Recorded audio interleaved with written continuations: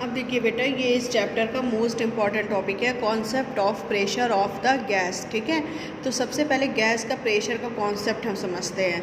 तो when a gas is enclosed in a vessel it exerts pressure on the walls of the vessel. ठीक है, अगर कोई भी गैस एक वेसल में बंद की जाती है तो वो जो है इसकी वॉल्स पर अपना प्रेशर लगाती है।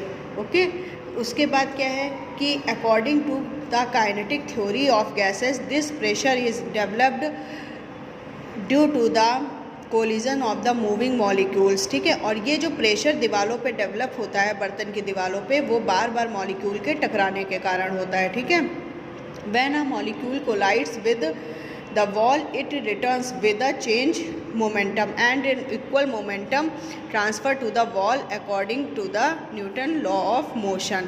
Rate change of momentum wall is equal to the force. ठीक, इन्होंने कहा है कि जब कोई मॉलिक्यूल बर्तन की दीवार से टकराता है, जैसे ये बर्तन है, जब कोई मॉलिक्यूल बर्तन की दीवार से टकराता है तो वो कोई मोमेंटम से जाता है, तभी तो टकराता है, क्योंकि उसमें जब वो मॉलिक्यूल टकराने के लिए दीवार तक जाएगा तो उसके पास वेलोसिटी होगी। ठीक है, वेलोसिटी कितनी होती है? v, और जब वेलोसिटी होगी तो मोमेंटम भी होगा, मोमेंटम mv होता है, क्योंकि पार्टिकल का मास भी होगा तो मोमेंटम mv होगा। तो माना वो mv मोमेंटम से जाता है और दीवार से टकराता है। ठीक, फिर उतने ही मोमेंटम से दीवार भी उसको धक्का देती है, इधर की तरफ टकरा के वापस आता है। तो जाते समय उसका मोमेंटम mv होगा और लौटते समय माइनस mv होगा, क्योंकि डायरेक्शन उसकी चेंज हो जाएगी, क्योंकि और मोमेंटम इक्वल रहेगा। जितने मोमेंटम से वो टकराएगा उतने ही मोमेंटम से वो वापस आएगा टकरा के। ओके, ऐसा किस लिए? न्यूटन के थर्ड लॉ से, एक्शन और रिएक्शन।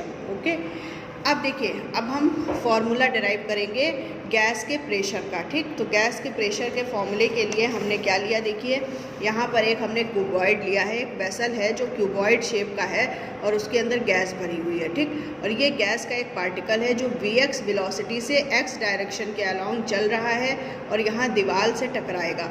टकराते समय उसका मोमेंटम mvx होगा। ओके, और टकराने के बाद जब वो वापस लौटेगा तो माइनस vx वेलोसिटी से वापस लौटेगा, क्योंकि उसकी डायरेक्शन चेंज हो जाएगी, इसलिए माइनस हो जाएगा, और लौटते समय उसका मोमेंटम माइनस mvx होगा। ठीक, और क्यूबॉइड की लेंथ होगी l।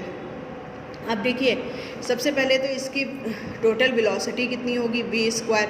भाई ये x एक्सिस के अलॉन्ग पार्टिकल हो गया, कोई पार्टिकल y एक्सिस के अलॉन्ग जाएगा और कोई z एक्सिस के अलॉन्ग जाएगा, तो final velocity v square equal to हो जाएगी vx square plus vy square plus vz square. ठीक, अब चेंज ऑफ मोमेंटम कितना होगा? Delta p। फाइनल मोमेंटम हमारा क्या है? जब यहाँ से टकरा के वो वापस लौट रहा है तो फाइनल मोमेंटम माइनस mvx है। ठीक, और इनिशियल मोमेंटम क्या है? mvx, तो माइनस mvx माइनस mvx हो जाएगा, क्योंकि change in momentum equal to होता है final momentum minus initial momentum. तो डेल्टा p हो जाएगा माइनस 2mvx हो जाएगा। ओके, अब स्पीड ऑफ मॉलिक्यूल हमारी vx है। ओके, जब हमें स्पीड पता है तो हम टाइम निकाल सकते हैं। टाइम इक्वल टू क्या होता है? Distance upon speed. और डिस्टेंस हमारी कितनी है? यहाँ से यहाँ तक जा रहा है, भाई मॉलिक्यूल इस दीवार से चलना शुरू कर रहा है और इस दीवार तक जा रहा है, तो इनके बीच की डिस्टेंस है l। ठीक है, तो डिस्टेंस हमारी कितनी, और यहाँ से यहाँ तक जाएगा और जाने के बाद टकराएगा, टकरा के फिर वापस आएगा, तो टोटल डिस्टेंस कितनी चला? l, और वापसी में l, तो 2l चला। ठीक है, तो डिस्टेंस 2l हो गई और स्पीड हमारी vx है। अब जब हमें टाइम पता चल गया है तो हमें number of collision in 1 second, जो हमारी फ्रिक्वेंसी कहलाती है, और फ्रिक्वेंसी जो है वो टाइम के इन्वर्स होती है, तो number of collision in 1 second equal to 1/t, तो 1/2l/vx, यानी कि फ्रिक्वेंसी हमारी हो जाएगी vx/2l। मतलब 1 सेकेंड में पार्टिकल के कितने कोलिजन होंगे? vx/2l होंगे। ठीक है, अब मोमेंटम कितना होगा? भाई एक पार्टिकल का कोलिजन हमारा कितना है? mvx है ना, एक पार्टिकल का कोलिजन देखिए हमने यहाँ पर निकाला है mvx है, तो इतने पार्टिकल के इतने कोलिजन का मोमेंटम कितना होगा? mvx into vx/2l, mvx square upon l हो जाएगा। ठीक, if number of molecule n, number of molecule अगर n है तो क्या हो जाएगा? n से यहाँ मल्टीप्लाई हो जाएगा, mn vx square upon l, और यही हमारा है change in moment, rate of change of momentum, delta p upon delta t। अब न्यूटन लॉ हमारा क्या होता है? सेकेंड न्यूटन लॉ होता है कि rate of change of momentum is directly proportional to force, यानी force equal to delta p upon delta t, तो F equal to mn vx square upon l हो जाएगा। ठीक है, फिर हम जानते हैं कि प्रेशर इक्वल टू होता है फोर्स अपॉन एरिया, तो फोर्स तो ये फाइंड आउट हम कर चुके हैं, और एरिया कितना है भाई, ये साइड हमारी L है, तो एरिया कितना हो जाएगा L², तो एरिया हमारा L² है, ठीक है। तो उसके बाद हम इसको सॉल्व कर लेंगे। Where L³ equal to volume, ये L³ आएगा यहाँ पे, L³ क्या है हमारा वॉल्यूम, तो यहाँ V लिख देंगे, ठीक, mn/Vx²/V, ये L³ आएगा, L³ की जगह हमने वॉल्यूम लिख दिया। ये हमारे प्रेशर का फॉर्मूला होता है, ओके। फिर हम सपोज कर लेते हैं कि Vx, जैसे ये फाइनल वेलोसिटी हमारी ये थी, तो Vx, Vy और Vz अगर तीनों इक्वल हो जाएं तो फाइनल वेलोसिटी हमारी क्या हो जाएगी। देखिए यहाँ पर देखते हैं, Vx, Vy, Vz तीनों इक्वल हो जाएं तो V² बराबर क्या हो जाएगा, 3Vx² हो जाएगा, तीनों अगर इक्वल हो जाएं तो Vx² की वैल्यू V²/3 हो जाएगी।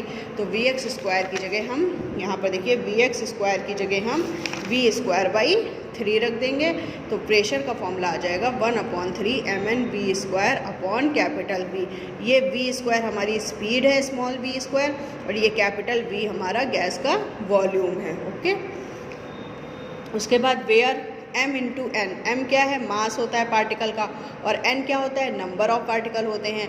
तो अगर एक पार्टिकल का मास स्मॉल m है और n पार्टिकल हैं, तो टोटल मास हमारा कितना हो जाएगा, कैपिटल M हमने ले लो, ठीक है, क्या ले लिया हमने, कैपिटल M ले लिया, ठीक है, ये हो जाएगा। फिर we know that mass upon volume equal to density होता है ना। तो ये देखिए यहाँ पर mn की जगह पर अगर हम इस तरह से देखिए, mn हमारा मास हो गया कैपिटल M, और वॉल्यूम ये नीचे वाला है, तो mn/V की जगह हम रो लिख सकते हैं। तो प्रेशर का फॉर्मूला 1/3, और ये देखिए mn/V की जगह पर हमने क्या लिख दिया, रो डेंसिटी, और स्मॉल v ये हो जाएगी वेलोसिटी, ठीक। तो ये हमारा हो जाएगा प्रेशर का फॉर्मूला, ओके। फिर उसके बाद क्या किया, डिवाइडेड एंड मल्टीप्लाई बाई 2 से डिवाइड और मल्टीप्लाई कर दिया, तो P = 2/3 E आ गया। E क्या है हमारी, एनर्जी, ठीक, क्योंकि हाफ रो V² क्या होता है, एनर्जी, काइनेटिक एनर्जी, तो 2/3 E। तो दो तरीके से क्वेश्चन आ सकता है, इंपॉर्टेंट क्वेश्चन है कि किसी भी गैस के पार्टिकल का प्रेशर जो है वो डेंसिटी फॉर्म में फाइंड आउट करना, या फिर प्रेशर जो है वो काइनेटिक एनर्जी का 2/3 टाइम्स होता है। ये दो तरीके से क्वेश्चन आता है, और पूरा डेरिवेशन मोस्ट इम्पॉर्टेंट है, ओके।